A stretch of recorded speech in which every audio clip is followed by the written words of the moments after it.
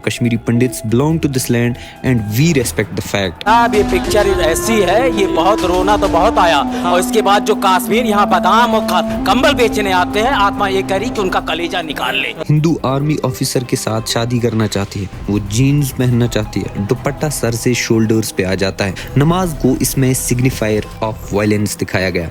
Country के enemies जो United Indian nation के आइडिया को अपोज करते हैं। अगर आप एक बॉलीवुड मूवी में एक कश्मीरी का रोल निभा रहे हैं तो आपको दो तरीकों से पोर्ट्रे किया जा सकता है। या तो आप एक रेडिकलाइज्ड टेररिस्ट होंगे या तो फिर एक विक्टिम। अगर आप एक मेल कैरेक्टर निभा रहे हैं तो आप फेरन पहन के टेररिस्ट ग्रुप से इन्फ्लुएंस होके इंडियन सोल्जर्स के खिलाफ लड़ रहे हैं। और अगर आप एक फीमेल कैरेक्टर हैं तो आप फॉर्मर की ब्रूटैलिटी के विक्टिम होंगे। दोस्तों, कश्मीर जिसको पैराडाइज ऑन अर्थ कहा जाता है, बॉलीवुड मूवीज में हमेशा एक वॉर जोन की तरह दिखाया जाता है। एक आम कश्मीरी को जून और जुलाई की गर्मी में भी फेरन पहना के वायलेंस को पोर्ट्रे करने के लिए यूज किया जाता है। अब कुछ लोग ये कहेंगे कि हमें क्या फर्क पड़ता है इन प्रोपेगेंडा मूवीज से, या मूवी मेकर्स एक छोटा सा डिस्क्लेमर लगा के कहेंगे कि ये तो एक फिक्शनल स्टोरी है या फिक्शनल कैरेक्टर है। लेकिन नहीं, अमेरिकन स्कॉलर जोसेफ नाई कहते हैं कि the mark of a great power is not just whose army wins but also whose story wins. Media और कल्चर का एक सोसाइटी पे बहुत बड़ा इम्पैक्ट होता है। एक तरफ रियल कश्मीर है जहाँ लोग पीसफुली रहते हैं, काम करते हैं, सपने देखते हैं, और दूसरी तरफ बॉलीवुड का कश्मीर है जहाँ टेररिज्म, फौज और सिर्फ वायलेंस दिखाया जाता है। तो सवाल यहाँ ये उठता है कि क्या ये सब सिर्फ एंटरटेनमेंट है या कुछ और? आइए समझते हैं आज के इस वीडियो में। भारत के दिल पर एक गहरा घाव था और एक इल्जाम है कि आपने ढेर सारे कश्मीरी पंडितों की जान ली। कश्मीर चल रहा है, खुलेआम कश्मीरी हिंदुओं का कत्ले आम हो रहा है। जो काम 2019 में गोदी मीडिया कर रही थी, वही काम 2024 में गोदी वुड कर रही है। Iffy jury head had slammed the movie Kashmir Files with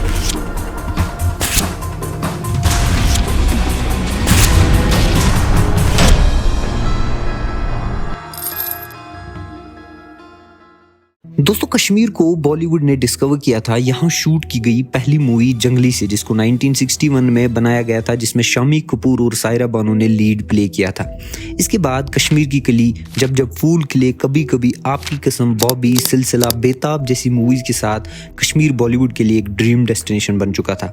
in movies में कश्मीर को किसी फेरी टेल लव स्टोरी के जैसे पोर्ट्रे किया गया था। डल लेक, पहलगाम, गुलमर्ग जैसी ब्यूटीज को बहुत अच्छे तरीके से पोर्ट्रे किया गया था। 1983 में आई बेताब मूवी, जिसमें सनी देओल और अमृता सिंह ने लीड रोल्स प्ले किए थे, इसको पहलगाम में हाजन वैली में शूट किया गया था। ये मूवी उस साल की सबसे बड़ी हिट रही थी और इसके बाद हाजन वैली का नाम बेताब वैली रखा गया था और आज भी हम इसी नाम से उस जगह को जानते हैं। इन बॉलीवुड मूवीज में भी कभी कश्मीर की असली कहानी को दिखाया ही नहीं गया। हमेशा यहाँ भी एक कश्मीरी को या तो टूरिस्ट्स को सर्व करते दिखाया गया या तो कश्मीरीज को प्लॉट से ही बाहर रखा गया। सिर्फ यहाँ की सीनिक ब्यूटी को मूवी में यूज करने के लिए ही कश्मीर को शूट करने के लिए चुना जाता था। बॉलीवुड ने एक कश्मीरी को उस टाइम कैसे प्रेजेंट किया? शशि कपूर इन जब जब फूल खिले, एक कश्मीरी बोटमैन, ऋषि कपूर इन राही बदल गए, एक टूरिस्ट गाइड, शर्मिला टैगोर इन कश्मीर की कली, ए फ्लावर सेलिंग गर्ल। तो मोटे मोटे तौर पे यहाँ कश्मीरी की एक अलग पहचान रखी थी बॉलीवुड ने दुनिया के सामने, जो सिर्फ कल्चरल वैल्यूज तक ही लिमिटेड थी।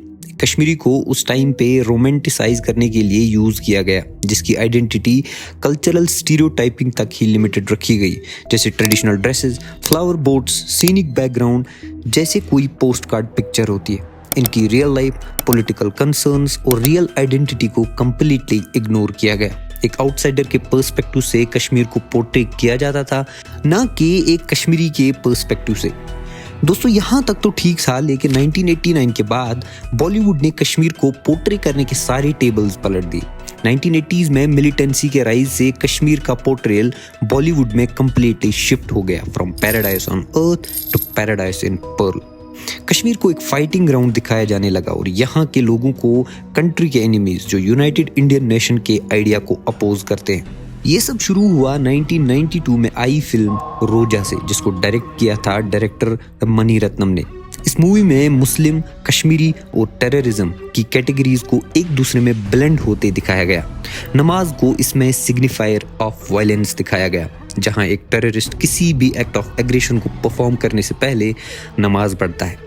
इस्लाम के रूल्स को फॉलो करना डायरेक्ट पीस लविंग हिंदूज को काउंटर पार्ट करता है। जैसे ऋषि और रोजा के हिंदू कैरेक्टर्स इस फिल्म में कंप्लीटली हार्मोनाइज होते हैं इंडियन नेशन स्टेट के साथ। दोस्तों, इसके बाद एक ट्रेंड शुरू हो गया कि कश्मीर में मूवी शूट होगी तो टेररिज्म, इस्लामोफोबिया और पाकिस्तान जैसे टॉपिक्स पर होगी। मूवीज जैसे दिल से, मिशन कश्मीर, लक्ष्य, यहाँ, लम्हा, तहान, जब तक है जान, हैदर और भी बहुत सारी मूवीज ने इसी ट्रेंड को फॉलो किया।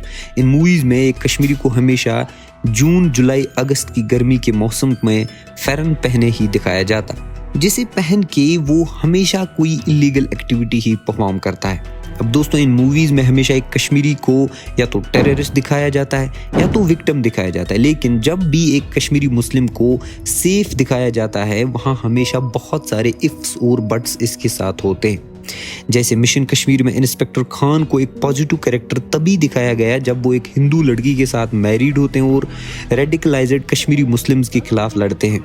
अदा, एक मुस्लिम गर्ल, फिल्म यहाँ में तभी अच्छी है जब वो एक हिंदू आर्मी ऑफिसर के साथ शादी करना चाहती है। वो जीन्स पहनना चाहती है, दुपट्टा सर से शोल्डर्स पे आ जाता है, जिसको उसके फ्रेंड्स के कॉन्ट्रास्ट में प्रेजेंट किया जाता है जो फुल्ली कवर करते हैं अपनी बॉडी को।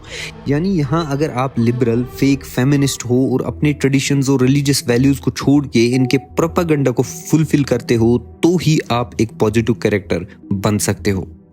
अब यहाँ कुछ लोग बोलेंगे कि आखिर क्या ही फर्क पड़ता है इन प्रोपेगेंडा मूवी से या बॉलीवुड की इस डिपिक्शन से। 2022 में आई विवेक अग्निहोत्री की मूवी द कश्मीर फाइल्स तो आपको याद ही होगी। इस मूवी में इतना भर भर के हेट्रेड और प्रोपेगेंडा फैलाने की कोशिश की गई थी कि उस टाइम पे इंडिया के बाकी स्टेट्स में मुस्लिम्स, स्पेशली कश्मीरी मुस्लिम्स को बहुत हेट्रेड फेस करना पड़ा था। कुछ अनबख्त हिंदुत्व आइडियोलॉजी वाले लोग इन्हीं मौकों का फायदा उठाते हैं। और सबसे बड़ी बात, बॉलीवुड का इंडिया में एक पब्लिक ओपिनियन होने पर बहुत बड़ा इम्पैक्ट होता है। एक हीरो कैसे एक मूवी में कपड़े पहनता है, कैसे किसी इशू को वहाँ एड्रेस किया गया है, इवन मूवी के विलेन से भी काफ़ी लोग इंस्पायर हो जाते हैं। तो फर्क पड़ता है, बहुत फर्क पड़ता है। कश्मीर फाइल्स ने जिस तरीके से कश्मीरी मुस्लिम्स को पोर्ट्रे किया था, एक आम हिंदू जो किसी दूसरे स्टेट में रहता है वो मूवी देख के कश्मीरियों के खून का प्यासा हो चुका था। साहब, ये पिक्चर ऐसी है, ये बहुत रोना तो बहुत आया। और इसके बाद जो कश्मीर यहाँ बादाम और कंबल बेचने आते हैं, आत्मा ये करी कि उनका कलेजा निकाल ले, कलेजा निकाल ले। और जो भी यहाँ पे मोहम्मद रह रहा है वो मस्जिद नहीं रहनी चाहिए। 53rd इंटरनेशनल फिल्म फेस्टिवल में इसराइली फिल्म मेकर नाडेव लिपिड ने द कश्मीर फाइल्स को एक वल्गर और प्रोपेगेंडा मूवी बताया था। प्रकाश राज ने भी द कश्मीर फाइल्स को क्रिटिसाइज करते हुए कहा कि ये फिल्म नॉनसेंस है और कहा कि इंटरनेशनल जूरी इन पर थूकती है। दोस्तों, एक आइडिया को प्रोपेगेट करने के लिए, एक पब्लिक ओपिनियन को एक पर्टिकुलर शेप देने के लिए मूवीज इजीएस्ट वे हो सकती है। मूवीज को through out the world use किया जाता था किसी आइडिया को प्रमोट करने के लिए, फिर वो आइडिया पॉजिटिव हो या नेगेटिव। नाजीज ने भी जर्मनी में हिटलर के आइडियाज को प्रमोट करने के लिए मूवीज का ही सहारा लिया था। जैसे एक मूवी थी ट्रायम्फ ऑफ द विल 1965, जो डायरेक्टर लेनी राइफेनस्टाल ने बनाई थी। इस मूवी में हिटलर और नाजी पार्टी के आइडियाज को ग्लोरीफाई किया गया था और बाकी माइनॉरिटीज को एज थ्रेट प्रेजेंट किया गया था। वर्ल्ड वार फर्स्ट और वर्ल्ड वार सेकेंड के दौरान मूवीज का यूज किया गया था टू शेयर पब्लिक ओपिनियन, लेकिन नाजीज का मानना था कि मूवीज एक बहुत बड़ा रोल प्ले करती हैं मासेस को इन्फ्लुएंस करने के लिए। बॉलीवुड ने कश्मीर को काफ़ी मिसयूज किया है अपने प्रोपेगेंडास फैलाने के लिए और एक पर्टिकुलर ग्रुप को फ़ायदा पहुंचाने के लिए। जब एक मूवी की शूटिंग की जाती है कश्मीर में तो आर्टिस्ट यहाँ की ब्यूटी और हॉस्पिटैलिटी की तारीफ करते नजर आएंगे इंटरव्यूज में। कश्मीर फिल्म अथॉरिटी एक नंबर। जिस तरह से आपकी जगह खूबसूरत है उसी तरह से आपके लोग बड़े खूबसूरत हैं। लेकिन जब बात ऑन स्क्रीन प्रेजेंटेशन की आती है तो ये लोग पीछे हट जाते हैं। द कश्मीर फाइल्स में द पंडित एक्सोडस को दिखाने की कोशिश की गई है, जो गलत था। हम उस इंसर्जेंसी को सपोर्ट नहीं करते। Kashmiri Pandits belong to this land and we respect the fact. But उससे 2 दिन पहले जब 1991 में द गौकदल मैसेकर हुआ था, जिसकी हमने इस वीडियो में डिटेल में बात की है, उस मैसेकर की किसी मूवी में बात नहीं की गई। द कश्मीर फाइल्स के डायरेक्टर विवेक अग्निहोत्री से ये फैक्ट्स मिस हो गए थे। उन्होंने एक इंटरव्यू में कहा था कि who says facts are facts, आप अपने फैक्ट्स अपने पास ही रखिए, मुझे जो करना होगा मैं वो करूंगा। इसके लिए फैक्ट्स बस मेयर प्लॉट पॉइंट्स होते हैं जिनको बदल के आपके इंटरेस्ट को इको किया जा सकता है। Going back to Joseph Nye, it's all about who story wins. अगर आपकी कहानी जीत गई तो आप जीत गए, लेकिन हमारी सच्ची कहानी को बयान करने के लिए अभी कुछ नहीं किया गया है। उम्मीद है वीडियो आपको अच्छा लगा होगा। गोकदल मैसेकर की स्टोरी जानना चाहते हैं तो यहाँ क्लिक करके देख सकते हैं। बहुत बहुत शुक्रिया।